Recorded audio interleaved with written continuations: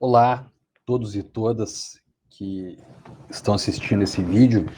Hoje nós trataremos um tema bem importante para o debate do direito e da questão agrária, que é o debate a respeito da função social.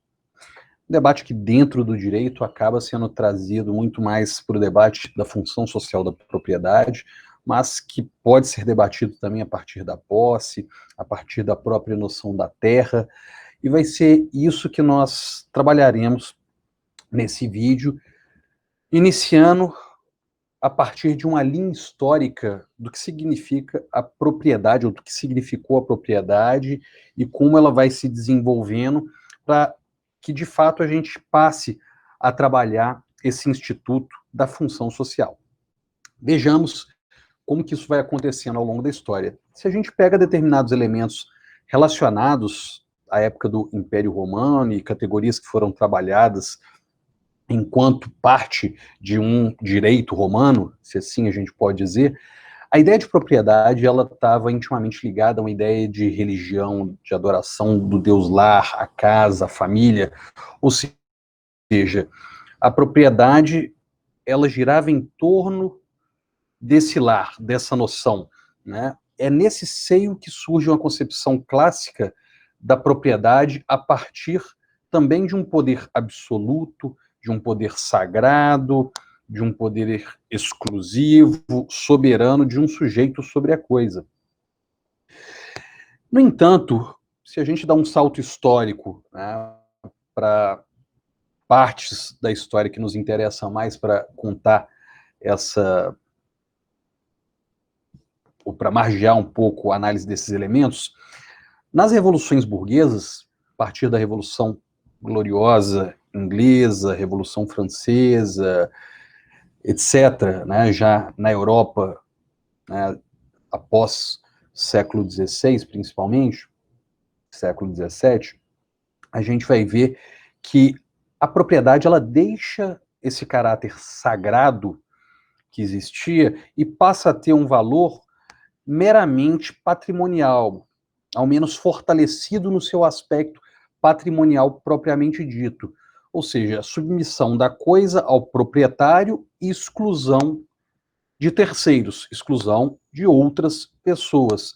Então, era um verdadeiro, começou a se falar da propriedade como um verdadeiro direito fundamental. Um direito fundamental a partir, obviamente, dessas revoluções burguesas, uma vez que a burguesia, obviamente, ela iria valorizar o papel da propriedade, inclusive ganhando status de direito do homem, né, nas declarações de direitos do homem, do cidadão, e garantia da liberdade dos indivíduos contra o Estado, contra principalmente aquele Estado absolutista, porque uma vez o Estado na mão das classes burguesas, obviamente iriam tentar realizar uma separação para garantir essa concentração da propriedade privada dos meios de produção, que agora começava a se estabelecer enquanto modo de produção dentro da sociedade, enquanto forma de desenvolvimento do próprio capitalismo. Diante disso, pessoal, a gente observa que essa noção de propriedade, agora com caráter muito mais patrimonialista do que a ideia do sagrado em si, que se tinha anteriormente, com o decorrer do tempo, se vê que essa concentração dos meios de produção a partir da concentração da propriedade privada, se observa também crescer a miséria entre os trabalhadores, principalmente na Europa, onde se desenvolveu a Revolução Industrial. Então, a gente tem uma grande miséria operária, sobretudo, crescente, as condições de trabalho extremamente precárias com o desenvolvimento da Revolução Industrial e com o desenvolvimento desse modo de produção capitalista, e essa má distribuição de renda, ela se fazia real e ela começou a gerar consequências que nós conseguimos observar muito bem descritas em alguma medida, nas obras, por exemplo, de um autor muito conhecido dentro das ciências econômicas, das ciências políticas, que é Karl Marx, que vai trabalhar o capital enquanto objeto, vai trabalhar essa noção da propriedade, ou que é desenvolvida da propriedade a partir da produção de mercadoria como uma forma de alienação, e vai ressaltar, na verdade, a necessidade de eliminação dessa propriedade privada dos meios de produção. Então, o que o Marx estava falando não é simplesmente tirar a propriedade privada do seu Manuel da padaria, né, mas de quem concentrava os meios de produção que estruturavam o capitalismo, desenvolvendo e gerando essa exclusão social, essa miséria e uma precarização crescente das condições de trabalho. Nesse período, pessoal, a gente vai ver um avanço de movimentos socialistas, movimentos operários. Então, a gente vai ter, por exemplo, né, nesse período na Europa, a Revolução de 1848, conhecido como Primavera dos Povos. Em 1871 se tem a Comuna de Paris, ou seja, se tem um ambiente de revolta popular, um ambiente em que os trabalhadores passavam a se organizar para reivindicar melhores condições de vida, melhores condições de trabalho. E diante disso, a sociedade, principalmente, né, as classes dominantes que detinham o poder econômico, o poder do Estado, o poder político de uma forma geral, se atentaram para essa situação e passavam, de fato, a correr riscos de perder o poder e de aumentar essas revoltas populares e esses processos, inclusive revolucionários, de ruptura, começavam a correr riscos de perder os seus ganhos, né, e os avanços que passavam a ter com o próprio desenvolvimento das suas forças produtivas dentro do capitalismo. A igreja atenta a essa movimentação e atenta também aos clamores dos miseráveis e dos trabalhadores na Europa, ela vai estabelecer uma encíclica conhecida como encíclica Rerum Novarum, do Papa Leão XIII, em 1891, que vai, se a gente pode dizer assim, relativizar o direito de propriedade. Ou seja, a propriedade ela é um direito natural, iria trazer essa encíclica, né, um direito natural do homem, naturalizando um conceito de propriedade, que na verdade a gente observa que ela se torna esse discurso, né, de direito, pelo menos fundamental, a partir das revoluções burguesas, mas, por mais que a encíclica o reconheça como um direito natural, não deve simplesmente satisfazer interesses pessoais, deve atender toda a sociedade. E daí se passa a falar em função social da propriedade. Então a gente vai observar que a burguesia via a necessidade de ceder os anéis para não perder os dedos, né? Porque isso acabaria se repetindo em outros momentos da história, em outros locais do mundo, né? Essa possibilidade de insurreição e uma forma de ceder e de falar que a propriedade ela deve cumprir uma função social e não simplesmente atender os interesses de quem detém essa propriedade ou de quem conseguiu tomar essa propriedade, né, se a gente for fazer uma análise a partir da acumulação originária do capital, mas o que não é o caso nesse momento da aula que nós vamos trabalhar. Então, se a gente observa isso, essa questão da utilização da função social em um momento em que poderia se perder o controle da burguesia dos seus meios de produção para o desenvolvimento do capitalismo, isso vai acontecer em outros lugares, como aconteceu aqui no Brasil, na época do Estatuto da Terra, em 1964, se vocês lembrarem bem. Em 1964, a gente já tinha uma ditadura militar, civil-militar instalada no Brasil. No entanto, aquele período ainda as ligas camponesas estavam muito fortalecidas e estavam exigindo reforma agrária. Então, o Estatuto da Terra, ele vem trazer o elemento da função social como uma forma também de acalmar esses conflitos no campo, por mais que não fosse de fato efetivar o cumprimento da função social naquele momento, naquela conjuntura política. Mas, querendo ou não, se comparado com as legislações anteriores no Brasil, a gente vê que o Estatuto da Terra ele traz avanços nesse sentido, pelo menos normativos.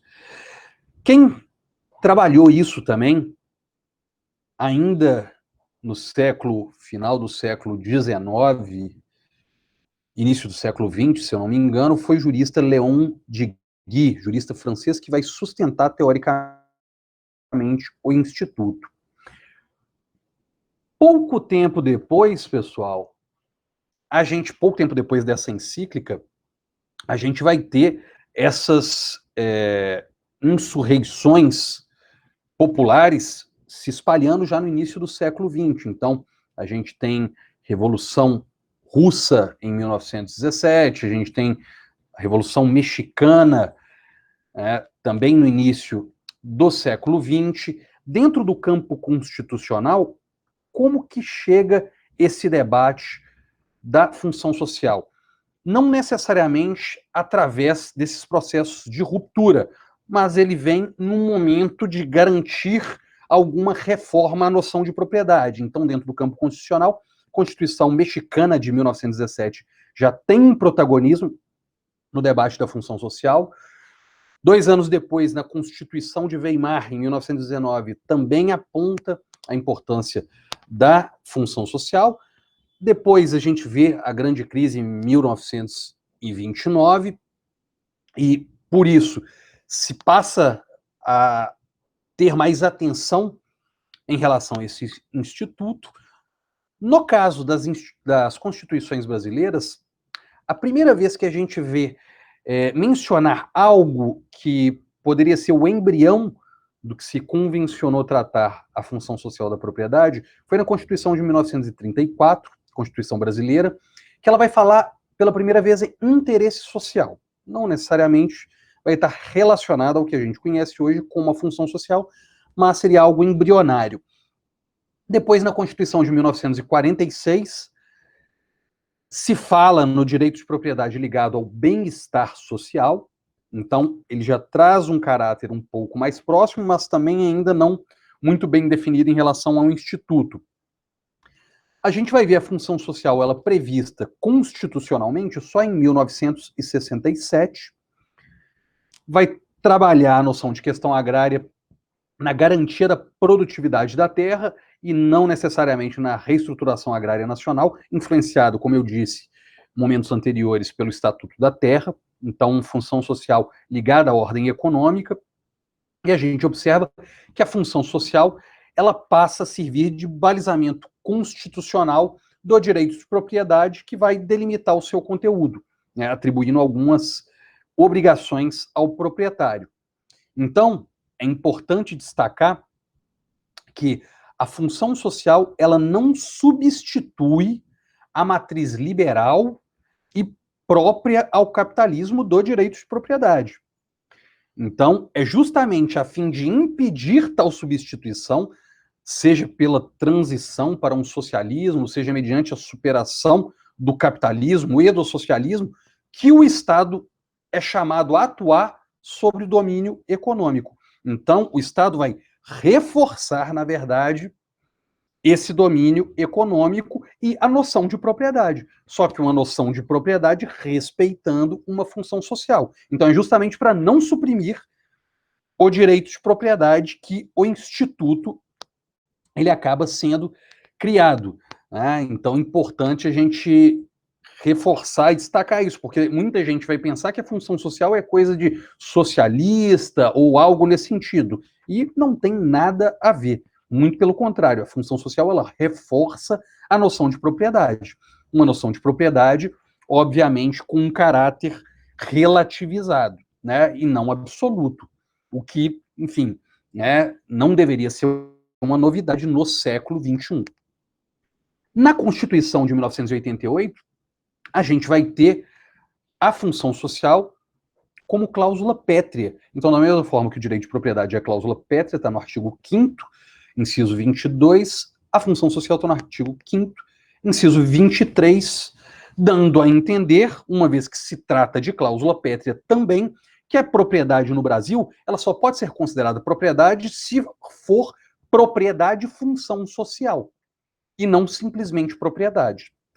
Então percebam que essa expressão propriedade e função social é uma expressão cunhada pelo professor aposentado da USP, que foi ministro do STF, Eros Grau, e ele vai salientar que a função social ela é parte integrante do próprio conteúdo do direito de propriedade. Então não há que se falar em direito de propriedade sem se falar em função social. Então a estrutura, o seu exercício, né, da função social vai estar associado a esse direito de propriedade. Por isso é tão importante e por isso que a gente salienta que só vai haver propriedade se essa for exercida com a função social, a partir dessa ideia também apresentada pelo professor Eros Grau. Então, a função social vai se somar àquelas características e faculdades da propriedade no que diz respeito a usar, gozar, dispor e reivindicar a propriedade. A função social estrutura, então, todo o sistema infraconstitucional de proteção dessas situações jurídicas. Né? E o Eros Grau ele vai além, porque ele vai falar o seguinte: não há possibilidade da propriedade que não cumpra sua função social ser propriedade desapropriável. Então, perceba, o que o Eros Grau está defendendo é que a propriedade que for que não cumprir a função social, ela sequer deve ser desapropriada. Por que ela não pode ser desapropriada? Porque ela sequer pode ser reconhecida enquanto propriedade. Porque a propriedade só deve ser reconhecida se cumprir a função social. Então, como ela não pode ser reconhecida sequer como propriedade, importante salientar que, por exemplo, um pagamento, né, de uma pretensa desapropriação de quem não cumpre, ele não deveria acontecer, porque é um pagamento indevido, estaria configurando um enriquecimento sem causa. Então, é importante salientar que, nesse caso, né, a propriedade, de acordo com essa doutrina ou essa visão, ela deveria ser expropriada, né, ser retirada da pessoa, porque ela sequer pode ser considerada propriedade, uma vez que não cumpre a função social. Então, ela não deveria ser desapropriada, já que não é propriedade. Então, importante destacar que é uma leitura que ela tem uma coerência com a proposta da própria Constituição. Apesar de, obviamente, ela não ser aplicada dessa forma, né? Mas a propriedade que não cumpre a função social acaba sendo, ou deveria ser, né, desapropriada na prática jurídica cotidiana, coisa que, infelizmente, também não acontece, né? Ou não tem acontecido nos últimos anos, se deixando, então, a propriedade, muitas vezes, ser exercida sem o cumprimento da função social. Então, a gente vai ver que a função social estrutura todo o sistema infraconstitucional de proteção das situações jurídicas e ela deve ser aplicada independente de lei regulando. Isso aí, o professor Fábio Conder Comparato vai defender. Então, não precisa de ter lei específica regulando a função social. Na verdade, ela deve ser auto-aplicável, uma vez que já está demonstrada na própria Constituição. Então, a gente vai ver que a propriedade ela permanece privada, transmissível, com a finalidade econômica apropriada, né, e voltada para atividades urbanas, atividades rurais, para gerar emprego, para gerar riqueza, tanto que vai ter função social no artigo 170 da Constituição, que trata sobre a ordem econômica da Constituição. Inciso 3 fala em função social da propriedade. No entanto, o artigo mais importante para se trabalhar a questão agrária e a propriedade rural é o artigo 186 da Constituição Federal. O artigo 186 vai falar que a função social ela é cumprida quando a propriedade rural cumpre simultaneamente 4 requisitos básicos, que é o requisito relacionado à produtividade, né, do aproveitamento racional e adequado, relacionado à utilização adequada dos recursos naturais, então ao meio ambiente, a observância das relações de trabalho e uma exploração, né, que favoreça um bem-estar, né, das relações estabelecidas ali, um bem-estar social entre o trabalhador e o proprietário. Então, se exige o cumprimento de todos os requisitos simultaneamente. Então, não há que se falar que a propriedade produtiva, simplesmente, ela é suficiente para o cumprimento da função social. Então, a propriedade produtiva que utiliza trabalho escravo, por exemplo, ela não cumpre a função social. Que utiliza agrotóxicos de uma forma irresponsável, ela também está violando o inciso relacionado à preservação ambiental. Então, ela não cumpre sua função social. Isso gera um determinado debate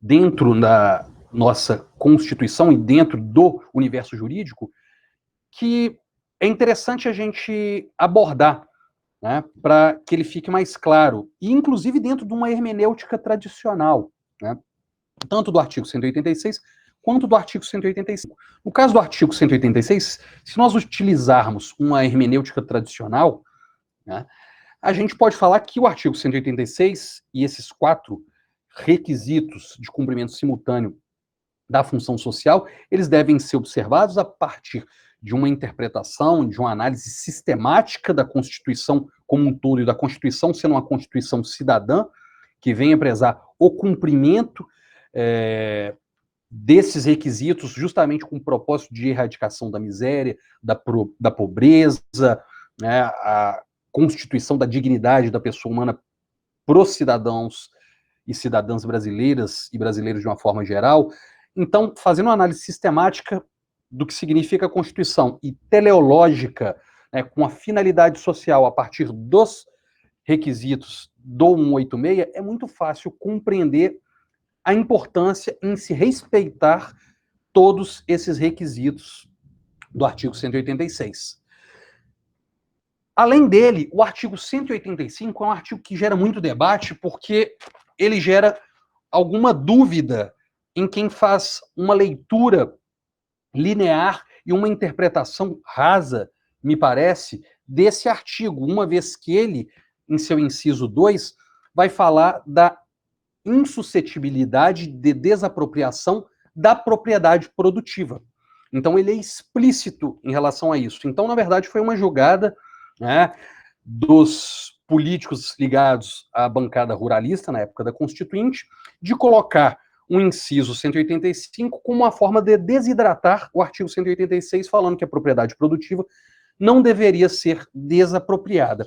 No entanto, pessoal, importante observar que, para fazer a análise do 185, a gente pode analisá-lo a partir de duas perspectivas que me parece salutar do que simplesmente reproduzir a literalidade do que está apresentado nele. Uma dessas alternativas é extingui-lo do conjunto normativo constitucional. Vocês podem perguntar, mas como assim, Gladstone, extingui-lo do conjunto normativo constitucional? Sim, o professor Joaquim Gomes Canotilho, português, constitucionalista conhecido mesmo, vai reconhecer a possibilidade de considerar norma constitucional inconstitucional.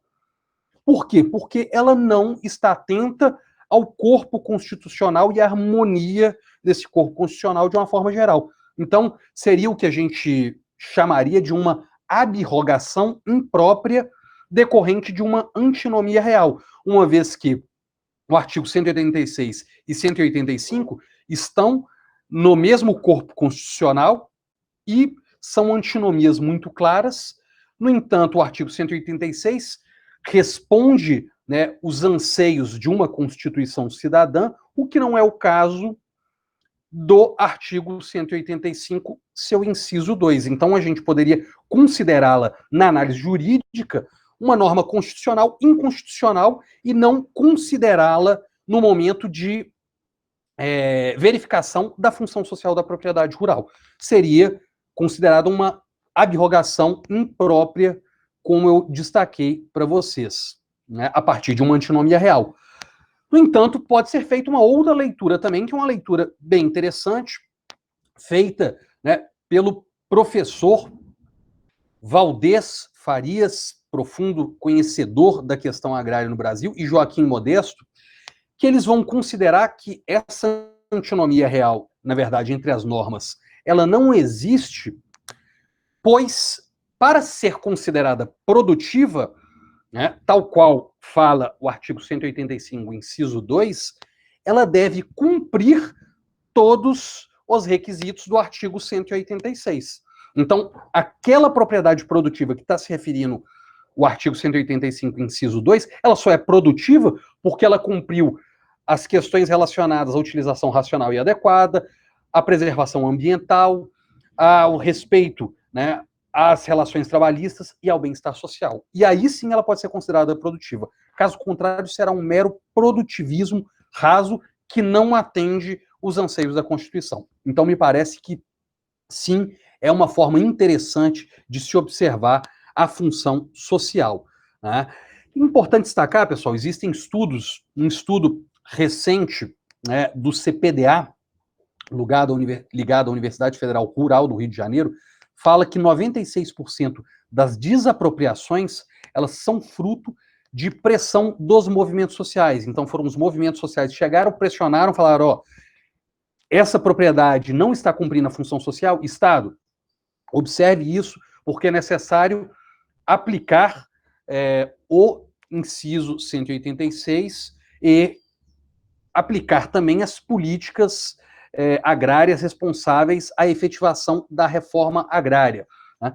É interessante que esse debate, pessoal, ele suscita outros, por exemplo, um livro clássico que o professor Marés vai trabalhar, diz respeito à função social da terra. Por quê? Porque ele vai falar que, muito além da propriedade, a própria terra, por si só, enquanto Pachamama, enquanto ser vivo, ela cumpre uma função social diante do papel dela no meio estabelecido da própria sociedade mesmo, né? Então, é importante destacar esse papel dela para além da propriedade, para além de uma função social da posse, né, que também deve ser reconhecida e deve ser observada a partir da tutela da posse, trazendo, na verdade, essa noção da função social algo muito mais concreto, muito mais real e muito mais justo, se a gente observar os anseios populares, né, e de uma população que, querendo ou não, necessita do cumprimento dessa função social para democratização do acesso à terra, já que, infelizmente, no Brasil, a reforma agrária não foi implementada. Então, a partir da função social, né, se abre um caminho e se deve exigir o seu cumprimento para que a gente possa falar na desapropriação de algumas propriedades, obviamente, por mais que alguns, como eu já salientei, defendam que sequer deveria ser reconhecido o direito de propriedade para quem não cumpre a função social, mas hoje em dia é um aparato, um instrumento normativo importante para a gente observar ao debater a questão agrária no Brasil. É isso, pessoal, que a gente tinha para falar sobre a questão agrária e o direito, trabalhando a noção de função social da propriedade. Espero que vocês tenham gostado desse vídeo. Muito obrigado pela atenção de todos. Até mais.